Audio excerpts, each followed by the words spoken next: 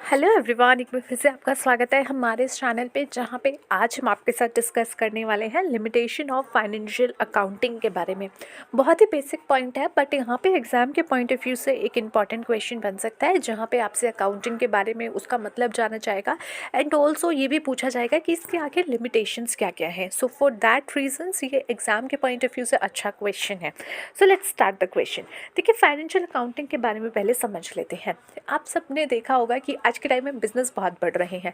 अगर आप नॉर्मल से नॉर्मल बिजनेस भी लेते हो, अगर आप छोटे से छोटा बिजनेस भी जो है स्टार्ट करते हो, तो आप देखोगे कि आप अपने डेली के ट्रांजैक्शंस आप रिकॉर्ड करोगे कि भैया डेली क्या खर्चा हुआ, क्या माल आया, क्या पैसा गया, क्या पेमेंट की, क्या पेमेंट कुछ रिसीव की, और ऐसे जो भी आपके खर्चे हुए या फिर जो भी आपने पैसा आया गया, माल आया गया, वो सब आप रिकॉर्ड करोगे।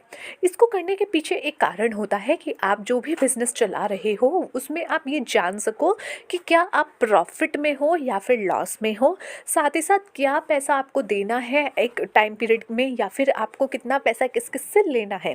अगर आप रिकॉर्ड नहीं करोगे तो आपको नहीं पता चलेगा। आपने कई बार देखा होगा ना, दोस्त लोगों को भी पैसे दे देते हैं, यार मेरे को तो ध्यान नहीं है मैंने कब दिए। आजकल तो पेटीएम, फ़ोन पे, गूगल पे देते हो तो आप दिखा देते हो कि ये देख मैंने तेरे को ट्रांसफ़र किया था।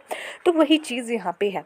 अगर आप रिकॉर्ड नहीं करोगे, अगर आप इसका जो है रिकॉर्डिंग नहीं करोगे, तो आप भूल जाओगे कि किससे पैसा लेना है, किसको देना है, एज वेल एज आपको नहीं पता चलेगा कि आप प्रॉफिट में धंधा कर रहे हो या लॉस में हो। सो इसीलिए आप अपनी पूरी जो भी आपकी बिजनेस में ट्रांजेक्शन्स होती हैं उस ट्रांजेक्शन्स को रिकॉर्ड करते हो, जिसको हम कहते हैं अकाउंटिंग करना। राइट। अब ये अकाउंटिंग जो आप करते हो इसकी भी कुछ लिमिटेशन है, फाइनेंशियल अकाउंटिंग की भी कुछ लिमिटेशन है, जिसमें से पहली लिमिटेशन है हिस्टोरिक नेचर। यहाँ पे मैं सिर्फ और सिर्फ वही ट्रांजैक्शन रिकॉर्ड कर सकती हूँ जो कि ऑलरेडी बीत चुकी है। फ्यूचर का कुछ एस्टिमेशन हम यहाँ लगा के जो है रिकॉर्ड नहीं कर सकते कि फ्यूचर में हमें इतना पैसा मिल जाएगा, हमें इतना मनी मिल जाएगा, मुझे इतना जो है पेमेंट यहाँ से मिल जाएगा। नहीं, यहाँ पे आप सिर्फ हिस्टोरिक डेटा यहाँ पे रिकॉर्ड करते हो कि भाई ये माल चला गया, ये पैसा आ गया, ये पैसा मैंने दे दिया। यानी कि वो सारी ट्रांजैक्शन जिसका नेचर जो है हिस्टोरिक नेचर है, वही आप यहाँ पे रिकॉर्ड करते हो।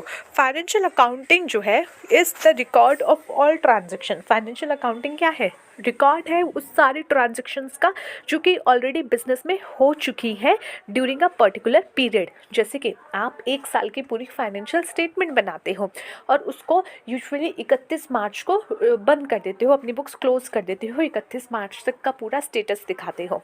अब वो 31 मार्च तक का जो आपने पूरा स्टेटस दिखाया है, अगर किसी बच्चे को नहीं पता तो मैं बता दूं कि आप अपनी अकाउंटिंग जो है हर एक साल पे क्लोज करते हो। क्लोज करने का कारण ये होता है कि ये एस्टिमेट किया जा सके कि उस पर्टिकुलर एक पूरे पीरियड में, जो अकाउंटिंग पीरियड है, उस एक साल में आपने कितना प्रॉफिट अर्न किया या फिर कितना लॉस हुआ। और वो एक साल का टाइम पीरियड आपका जो है 1 अप्रैल से शुरू होता है। जैसे कि अभी 1 अप्रैल आने वाला है, या फिर अभी की बात छोड़िए, 2023 जो पिछला साल चला गया उसके 1 अप्रैल को बुक्स ओपन हुई होंगी, नया साल शुरू हुआ होता है अकाउंट्स में, और जो कि इस 31 मार्च 2024 को ख़त्म हो जाएगा। तो ये एक साल का टाइम पीरियड होता है। और यहाँ पे जो 31 मार्च 2024 को बुक्स ख़त्म हो जाएंगी, उसमें जो भी खर्चे होने वाले हैं, जो भी चीज़ें होने वाली हैं, वो आपकी हिस्टोरिक नेचर की होने वाली है। हिस्टोरिक नेचर की उसमें जो भी चीज़ें हैं वो पास्ट ईयर्स की यहाँ पे आपको इंक्लूड हुई दिखेंगी। सो फाइनेंशियल अकाउंटिंग जो है वो रिकॉर्ड होता है उन सभी ट्रांजेक्शन का जो कि यहाँ पे हुई हैं, which have taken place business में during a particular period. Financial accounting जो है वो प्रोवाइड करती है इंफॉर्मेशन कि भैया पास्ट डेटा के अकॉर्डिंग फ्यूचर का कुछ उस पर जो है इन्फॉर्मेशन नहीं होता है। यहाँ पे does not suggest the measure about what should be done to improve efficiency of the business, और ना ही यहाँ पे ये बताया जाता है कि कौन कौन से मेजर्स आपको लेने चाहिए कि आपका बिजनेस जो है और ज़्यादा एफिशिएंसी इसमें इम्प्रूव हो सके। बल्कि यहाँ पे सिर्फ एक पास्ट डेटा का एक शो किया जाता है कि ये पास्ट डेटा है और उसके अकॉर्डिंग ये हमारी फाइनेंशियल स्टेटमेंट है। पास्ट डेटा जो है यहाँ पे आर नीडेड, ज़रूरी होती हैं। यहाँ पे फ्यूचर फ्यूचर डिसीजंस को लेने में, बट ये अब सिर्फ इन्हीं के अकॉर्डिंग आप जो है सफिशिएंट डिसीजन नहीं ले सकते। इसका मतलब क्या है कि भैया पास्ट में डेटा आपने उठाया, उसका फाइनेंशियल बना दिया, उससे आप फ्यूचर का प्रेडिक्शन थोड़ा बहुत कर सकते हो कि भैया इसकी कंपनी की ग्रोथ तो हो रही है, सेल्स तो बढ़ रही है, हो सकता है आगे भी बढ़ जाए, ठीक है, बट सिर्फ इसके अकॉर्डिंग आप पूरी प्लानिंग करके नहीं चल सकते।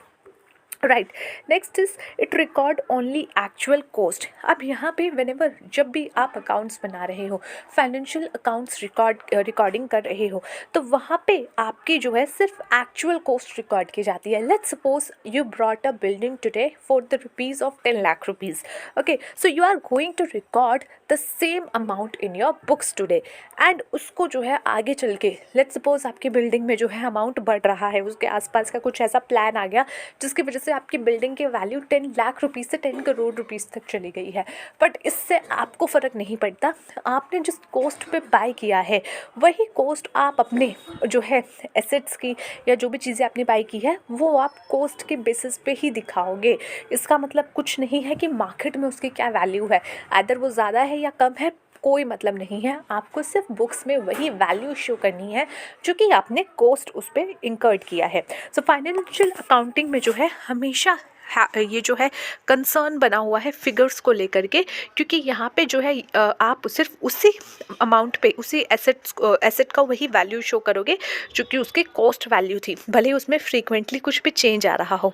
It provide quantitative information, quantitative यानी कि रिलेटेड विद क्वांटिटी, जो कि मेजर की जा सकती है क्वांटिटी में, जिसको मनी में भी मेजर किया जा सकता है, सिर्फ वही इन्फॉर्मेशन आप यहाँ रिकॉर्ड करोगे। देखो बिजनेस में जो है बहुत सारी चीज़ें ऐसी होती हैं जो कि आपके बिजनेस के लिए एक अच्छी चीज़ होती है, कुछ ऐसे फैक्टर्स होते हैं जो आपके बिजनेस के लिए अच्छे होते हैं, but you can not record them.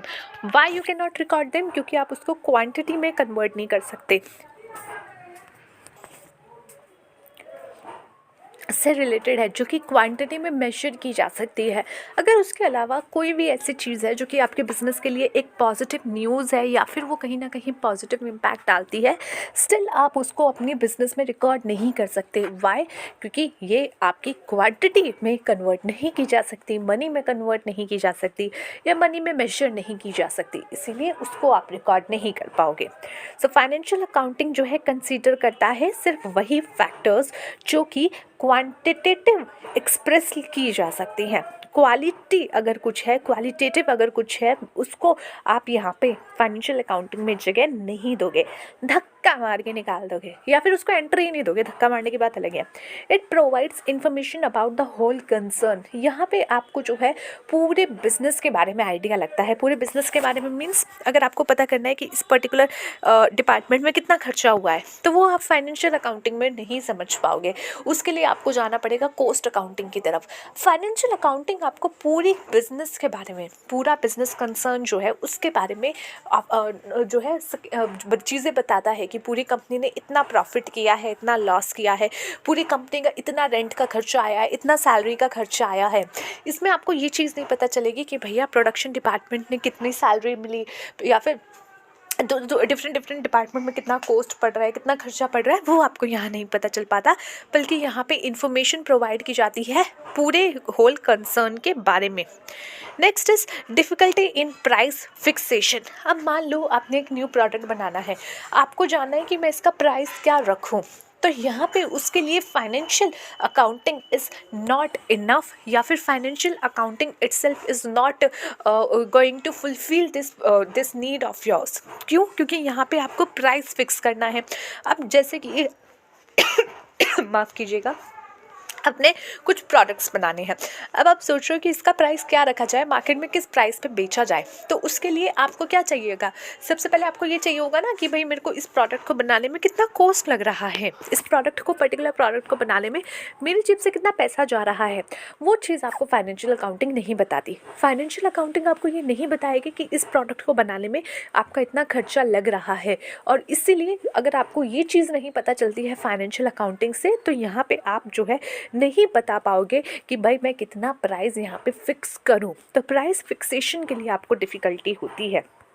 It is not helpful in decision making में भी हेल्पफुल नहीं है। क्यों नहीं है? क्योंकि आप यहाँ पे कॉस्ट के बारे में नहीं जान पा रहे, डिफरेंट डिपार्टमेंट के खर्चों के बारे में नहीं जान पा रहे, तो यहाँ पे डिसीजन मेकिंग थोड़ा सा जो है पॉसिबल नहीं होता। डिसीजन मेकिंग का क्या के लिए क्या चाहिए होता है, ये जानना चाहिए होता है कि भैया कहाँ खर्चा हो रहा है, कहाँ हम कंट्रोल कर सकते हैं, कहाँ पे हम जो है लैक कर रहे हैं।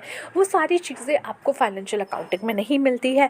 तो फाइनेंशियल अकाउंटिंग आपको या फिर मैनेजमेंट को कुछ डिसीजन लेने में हेल्प तो करता है, बट स्ट्रैटेजिकल डिसीजन लेने में यहाँ पे हेल्प नहीं करता, क्योंकि यहाँ एडिक्वेट इन्फॉर्मेशन नहीं मिलती है जो कि ज़रूरी होती है आपको डिसीजन मेकिंग के लिए, right.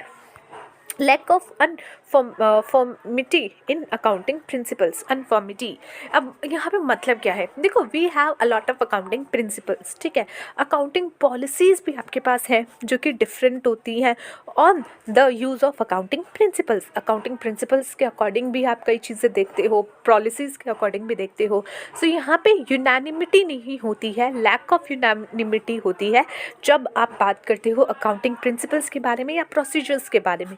You have sometimes two options जो कि आप यूज़ कर सकते हो। तो यहाँ पे जैसे मेथड ऑफ इन्वेंट्री को वैल्यूएट करने का अलग हो सकता है, मेथड ऑफ डेप्रिसिएशन का अलग हो सकता है, आपके एलोकेशन ऑफ एक्सपेंसेस डिफरेंट हो सकते हैं बिटवीन रेवेन्यू एंड कैपिटल। तो यहाँ डिफरेंट मैथड्स होने की वजह से कई बार लोग जो है यहाँ पे यूनिफॉर्मिटी नहीं रख पाते हैं और उसमें आपका एक बैक स्टेप हो जाता है।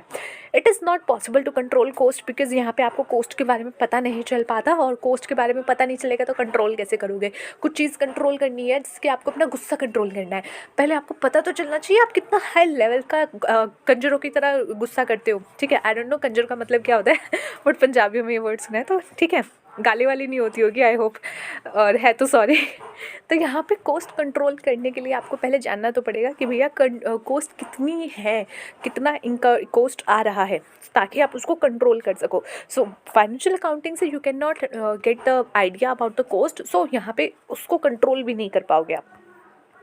Possibility of manipulation of accounts, यहाँ पे पॉसिबिलिटी होती है कि आप अकाउंट्स को मैनिपुलेट कर सको। कैसे? भैया आपको खर्चे तो दिखाने हैं। आपने कई बार बड़ी बड़ी कंपनीज़ का नाम इस ऐसे सिचुएशंस में सुना होगा जो किस तरीके के स्कैम्स करते हैं, कुछ नकली बिल लगा देते हैं, अपना खर्चा ज़्यादा दिखा देते हैं और दिखाते हैं कि हमें तो बिज़नेस में प्रॉफिट हुआ ही नहीं है, हम तो खर्चा ही खर्चा कर रहे हैं, जेब से पैसा भर रहे हैं और बिज़नेस चला रहे हैं।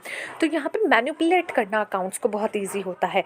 जो over and under valuation of inventory होती है वो अफेक्ट करती है प्रॉफिट फिगर्स को। जैसे कि आपने इन्वेंट्री को बोल दिया नहीं मेरे पास 4 लाख की नहीं है, मेरे पास तो 3 लाख की ही इन्वेंट्री है, तो यहाँ पे जो है वो जो 1 लाख का अब डिफरेंट है ना, वो आपके प्रॉफिट में एडजस्ट हो जाएगा। अब वो प्रॉफिट का फ्लक्चुएशन उसमें हो जाएगा। तो ये जो है यहाँ पे चीज़ें कुछ ऐसी हैं जो कि डिफरेंट तरीके से आपके प्रॉफिट को गलत तरीके से दिखा सकती है। So that is it for today, guys. I hope you understood this topic. Let's see you in the next video. Till then, take care of yourself and take care of your health. Bye.